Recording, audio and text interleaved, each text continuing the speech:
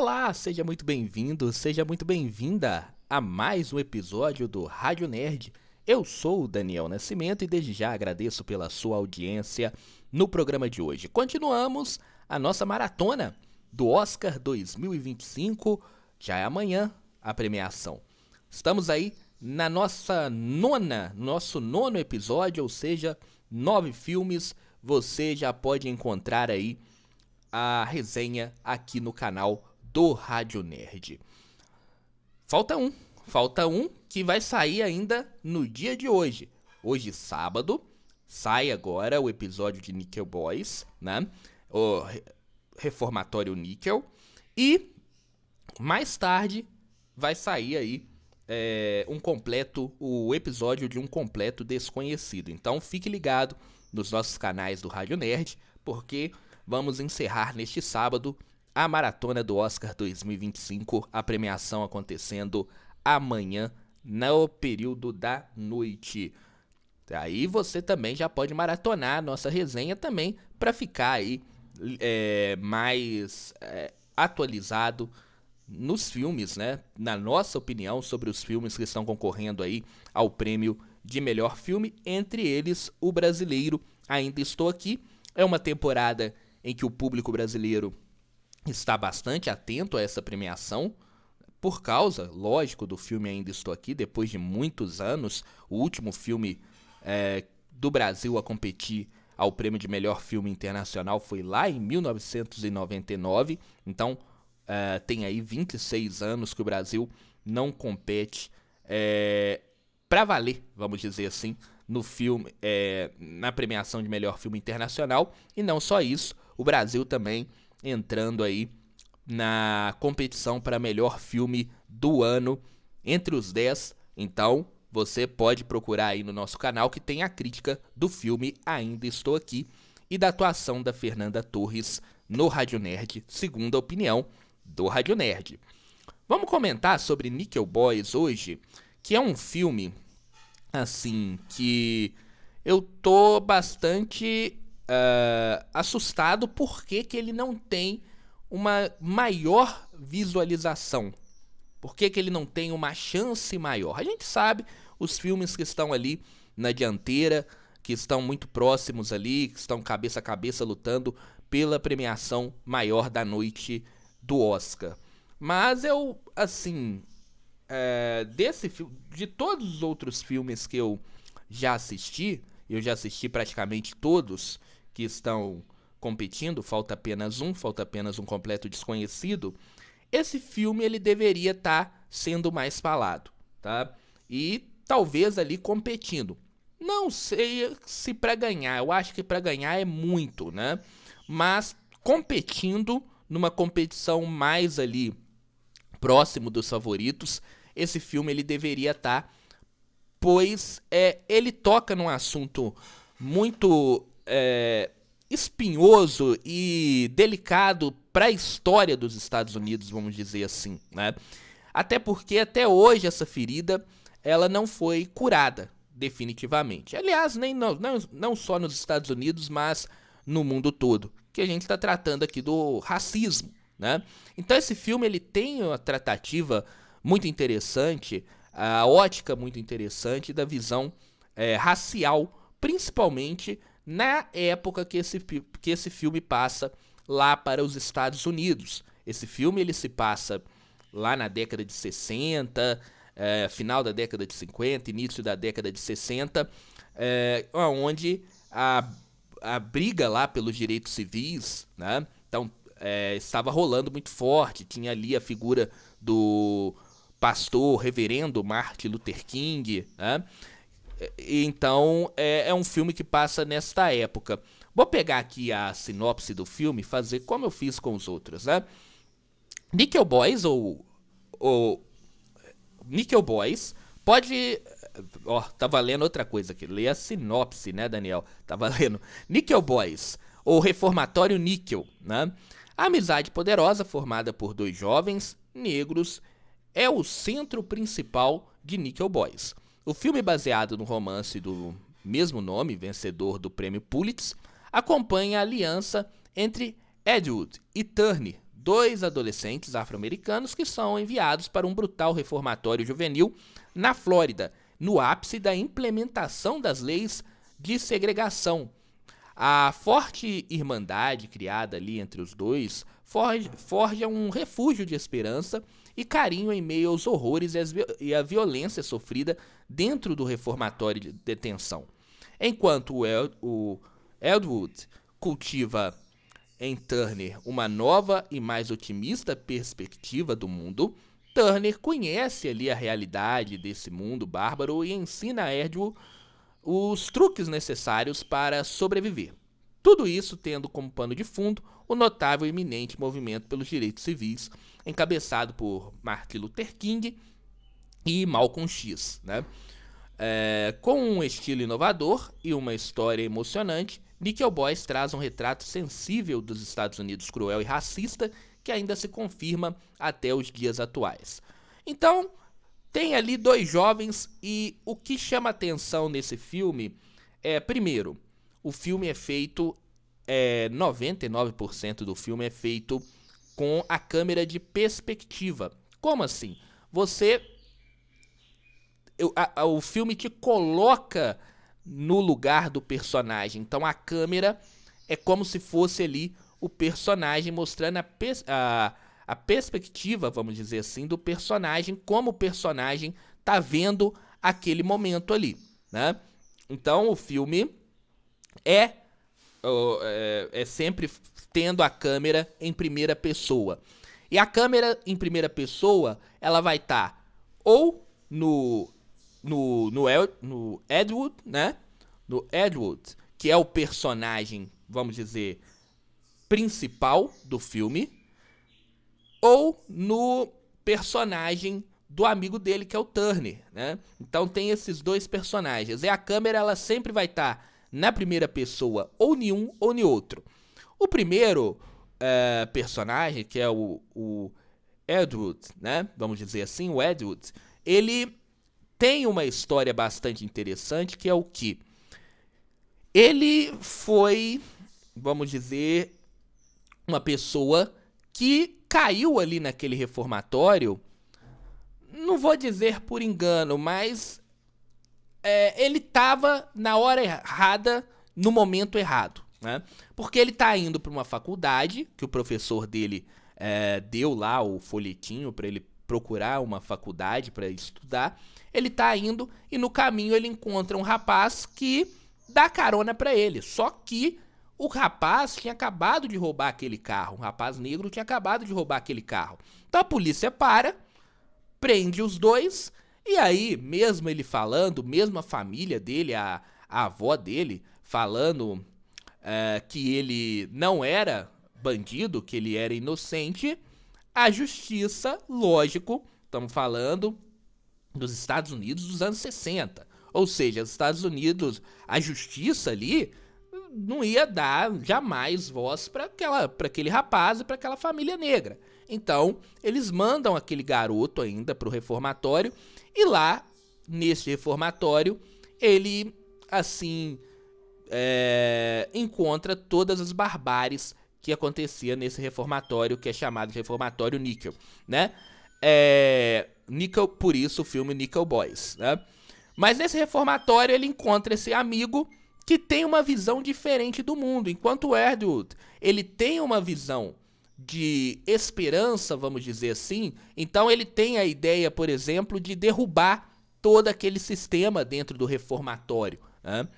E isso que vai desencadear um negócio lá no final, que a gente vai comentar mais à frente. Mas ele tinha uma ideia meio esperançosa de derrubar o sistema. Ele antes queria ali entrar para o movimento negro. Então ele tem uma ideia de mudança, vamos dizer assim. Enquanto esse amigo dele, que é o Turner, ele já é um cara que tá ali há mais tempo, ou seja, ele não tem perspectiva de mudança. Ele não quer lutar contra o sistema. Ele sabe que o sistema é daquele jeito, então ele não vai... ele não quer mudança, né?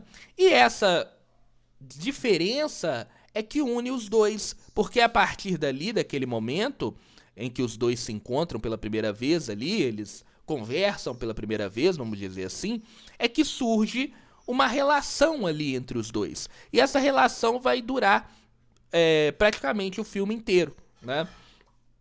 E sempre lembrando que a câmera é colocando você em primeira pessoa. Para quê? Para que você sinta o que está acontecendo. Você se coloque na posição daqueles dois garotos, vamos dizer assim, que estão sofrendo de tudo naquele reformatório. O interessante também desse filme, interessante até mesmo destacar, é que em nenhum momento eles colocam o sofrimento, vamos dizer assim. Então, a gente sabe que estava tendo ali tortura, morte, e só que o filme ele não mostra isso. Ele dá a entender, tá? Então ele não mostra esses momentos de sofrimento dos garotos, ele dá a entender. Como, por exemplo, quando o Edward tá ali na fila, ali esperando pra entrar lá num quarto pra apanhar e tá ouvindo lá no fundo um garoto gritando porque tá sofrendo tortura. Ou o rapaz que era também um garoto que tava ali no reformatório e na luta lá, né, porque tem no reformatório, tem uma luta, o reformatório ele tem uma parte dos negros e outra parte dos brancos, e aí no final do ano tem-se uma luta entre esses dois lados, vamos dizer assim, do reformatório, uma luta de boxe, e tinha lá um rapaz negro, um garoto negro, em que o professor diz pra ele perder a luta, ele perder a luta, porque tava rolando ali aquele negócio de aposta.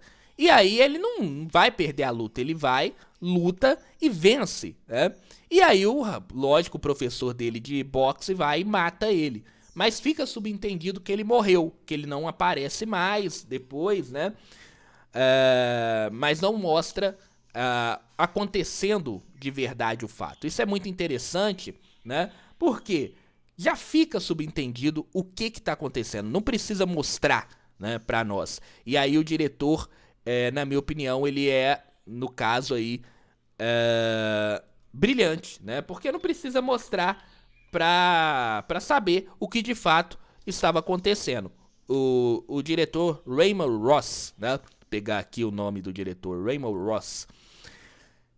De fato, ele não mostra o que está acontecendo, né? Outra coisa que eu tenho que lembrar é que o filme, lógico, ele tá mostrando o momento dos rapazes ali no reformatório, mas ele também fica mostrando em alguns momentos um rapaz de idade mais avançada, que tem ali uma empresa de mudança, né?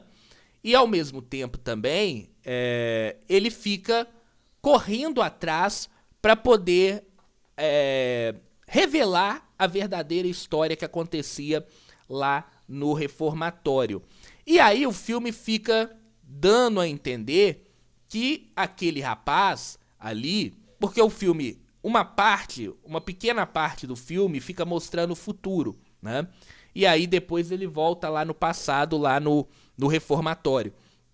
E quando fica mostrando esse rapaz mais velho, né, fica dando a entender que aquele rapaz é o Edward, né? Que é o garoto que tinha toda aquela esperança de mudar o futuro. Na verdade, no final, é mostrado que, na verdade, aquele garoto é o Turner. Porque o amigo dele, o Edward, né? Ele morre no final. Porque como ele tinha a esperança de derrubar todo aquele sistema do reformatório, deles serem colocados para trabalhar, de ter lá as torturas, mortes, tudo mais, ele escrevia tudo isso num livro. E ele tentou entregar esse livro lá para o pessoal do governo, vamos dizer assim, que fazia a inspeção desse reformatório, né? Chegando lá, eles descobrem, colocam ele numa espécie de forno lá no alto do prédio, para ele meio que... É uma forma de tortura, né? Ele ficar no no sótão lá, fechado, no sol. E aí depois eles falaram que depois daquilo eles iam levar ele lá pro fundo. E o que que era o fundo no caso? O fundo era o local onde se matavam as pessoas, né? Então ele ia sofrer aquela tortura, o Edward ia sofrer aquela tortura lá no forno, lá no sótão, e depois ia ser levado pro fundo para ser assassinado, porque ele tentou contar tudo aquilo que acontecia dentro do reformatório. E aí no caso, o Turner, ele tira esse amigo dele lá da tortura e eles fogem, né? Eles pegam umas bicicletas lá numa casa vizinha e fogem. Só que eles não conseguem ir muito longe, porque o Edward tá bastante debilitado por ter ficado um bom tempo na tortura lá no sótão no sol. E aí os caras do reformatório chegam e dão um tiro e assassinam o Edward. E o Turner, ele consegue fugir, né? Ele consegue fugir pra no final ser como se fosse ele. Na verdade, é ele contando toda essa história, né? Então, o único momento que mostra realmente uma morte nesse filme é no final ali, quando de fato o Edward morre por causa ali da fuga dos dois, né? É um filme forte, é um filme que toca numa ferida muito pesada, vamos dizer assim, não só nos Estados Unidos, mas também em outros países, né? E assim, como eu disse, é um filme bastante necessário, né? É um filme que, assim, eu fiquei bastante impressionado porque que ele não está sendo muito falado, né? Muito mais falado do que realmente está. Por exemplo, aqui no Brasil, esse filme estreou agora na quinta-feira e na Netflix. É um filme da Netflix, é um filme dos estúdios MGM. Como muita gente sabe, mas outras pessoas não sabem, o MGM foi comprado pela Amazon, né? Pelo Jeff Bezos, né? Então é um filme aposta da Netflix. Da Netflix não, desculpe, da Amazon. É um filme aposta da Amazon para esse ano de 2025. E eu acredito que está sendo muito pouco falado por de fato o que é o filme. Lógico, tem algumas coisas ali. É um filme que em alguns momentos coloca algumas fotos. E é interessante também essas fotos que eles vão colocando no decorrer do filme, de pessoas, de famílias negras, de diferentes locais dos Estados Unidos, para colocar o telespectador naquele local, naqueles Estados Unidos daquela época, né? Muitas coisas melhoraram nos Estados Unidos. Você pegar 1960, na segregação que tinha, para os dias atuais, as coisas melhoraram muito. Lógico que ainda não estão 100%, mas essas fotos que são colocadas entre cenas e outras é para colocar você, telespectador, naquele momento dos Estados Unidos daquela época. E tem um fato interessante, é que além dessas fotos, o filme ele vamos dizer assim, eles colocam uma moldura nele da missão Apollo. E aí eu fiquei pensando, por que eles estão toda hora colocando algo relacionado à missão Apollo, que é a missão que levou o homem para a Lua, né? Parece em muitas vezes Apollo 8, no caso, né?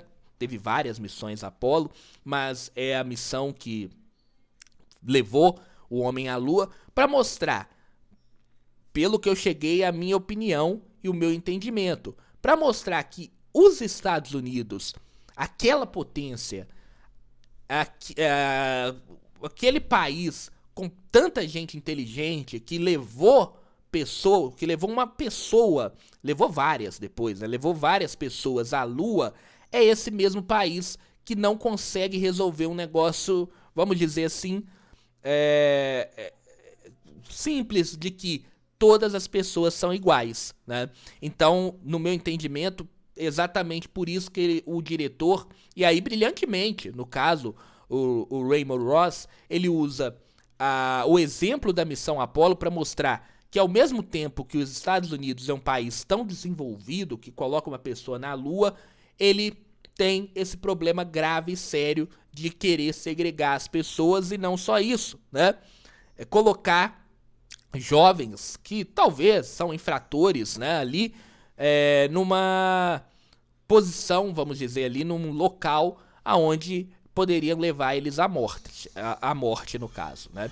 Então, é isso que fica pra mim, pelo menos do filme. Os Estados Unidos, um país tão próspero, com pessoas tão inteligentes, a ponto de colocar um homem na Lua, ao mesmo tempo não se usa a inteligência para ver que todas as pessoas são iguais e que é um país completamente segregado, vamos dizer assim, né? Bom, pra mim, Nickel Boys, nota 9. É um filme realmente que me chamou bastante atenção e eu queria que esse filme fosse colocado ali num patamar um pouco maior no Oscar, tá? É um filme que faz pensar realmente. Pra mim, é um filme muito bem feito. Assim, até agora eu não entendo por que ele não tá sendo muito mais falado nessa temporada de premiações do que realmente ele tá sendo falado, né? Eu acho que ele deveria ser muito mais falado pelas pessoas neste momento.